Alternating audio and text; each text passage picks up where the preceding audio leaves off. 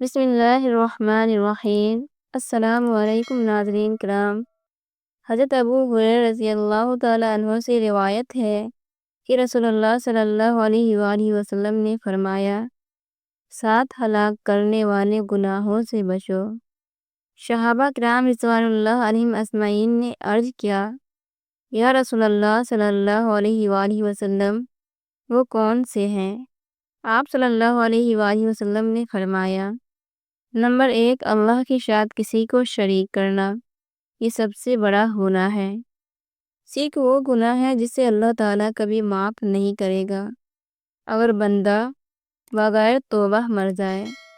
شرک کا مطلب ہے اللہ کے علاوہ کسی اور کو عبادت کے لائق سمجھنا، کسی کو اللہ کے برابر یا شریک ماننا، چاہے وہ بت پرستی ہو، کسی ولی یا قبر سے دعا مانگنا ہو، یا اللہ کی صفات میں کسی کو شریک کرنا ہو۔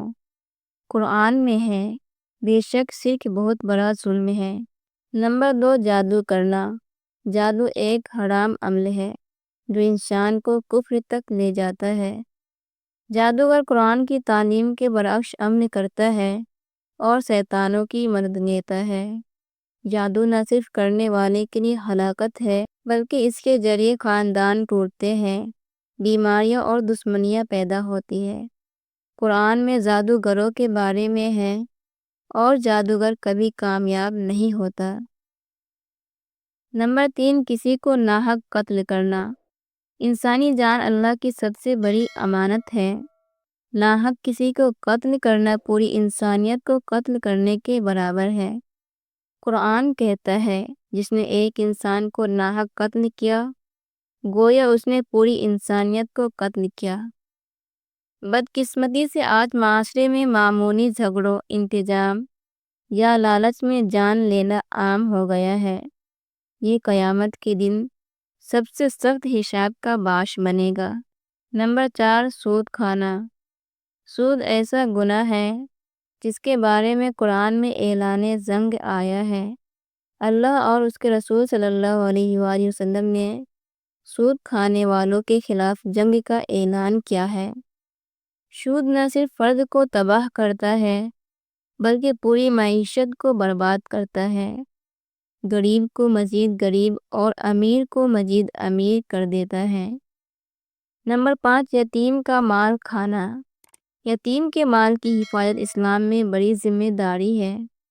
یتیم کا مال کھانے والے کے بارے میں قرآن میں آیا ہے، جو لوگ یتیموں کا مال ناحق کھاتے ہیں وہ اپنے پیٹ میں آگ بھرتے ہیں اور وہ جلد جہنم میں جائیں گے۔ یتیم معصوم اور بے سہارا ہوتا ہے، اس کا مال ہڑپ کرنا اللہ کے غضب کو دعوت دینا ہے۔ نمبر 6، میدان جہاد سے بھاگ جانا۔ جب اسلام اور مسلمانوں کا دفاع ضروری ہو تو میدان جہاد سے بھاگ جانا بہت بڑا گناہ ہے۔ یہ نہ صرف اپنی جان بچانے کی خود غرضی ہے بلکہ پوری امت کو نقصان پہنچانے کا سبب ہے۔ قرآن میں فرمایا، جو کوئی اس دن ان سے پیٹ پھیرے گا وہ اللہ کے غضب میں آ گیا۔ نمبر 7، نیک عورتوں پر تہمت لگانا۔ یہ گناہ زبان کا سب سے خطرناک استعمال ہے۔ پاک دامن اور نیک عورتوں پر بدکاری کا تہمت لگانا بہت بڑا جرم ہے۔ قرآن کہتا ہے کہ ایسے لوگوں پر دنیا و آخرت میں لعنت ہے اور ان کے لیے سخت عذاب ہے۔